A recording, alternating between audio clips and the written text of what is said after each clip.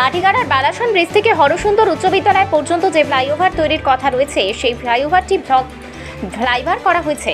এমনটাই দাবি তুলে সেই ব্লক ফ্লাইওভারের বিরোধিতা করে সেই ফ্লাইওভারকে অবিলম্বে এলিভেটেড ফ্লাইওভার অথবা ওপেন ফ্লাইওভার করতে হবে।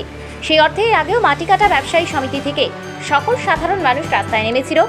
আজ ফের একবার সমস্ত স্কুলের শিক্ষক শিক্ষিকা ছাত্রছাত্রী সহ ব্যবসায়ী এবং এলাকাবাসীরা এলিভেটেড ফ্লাইওভারের দাবিতে মাটিগাড়া মোড়ে শান্তিপূর্ণ আন্দোলন করে এবং রাজু বিস্তার গাড়ি দেখে স্লোগান তোলে।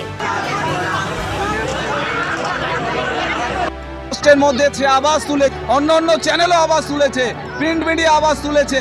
তিনি এই কথাটা দিতে চান তিনি সব হবে, আমরা সন্তুষ্ট, তিনি 70% আমাকে আজ কথা দিয়েছে মাটিগাড়াতে এলিভেটেড ফ্লাইওভার তৈরি হবে। আপনাদের আর আন্দোলনের প্রয়োজন নেই, মঞ্চ ধর্ণা আপনাদের দরকার নেই, আমি সময় মতো ডেকে নিব।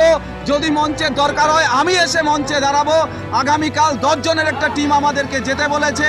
আমরা সকল স্তরের মানুষকে, বিশেষ করে বালিকা বিদ্যালয় হরসুন্দরের শিক্ষক শিক্ষিকা ছাত্রছাত্রীদের ধন্যবাদ জানাই আপামর মাটিগাড়ার জনসাধারণকে, ব্যবসায়ীদের এবং আমাদের মঞ্চে যারা অক্লান্ত পরিশ্রম করেছে, দিন রাত এক করে দিয়েছে নিজের ঘাম ঝরিয়ে, তাদেরকে ধন্যবাদ জানাই। ধন্যবাদ অপেক্ষা রাখে না।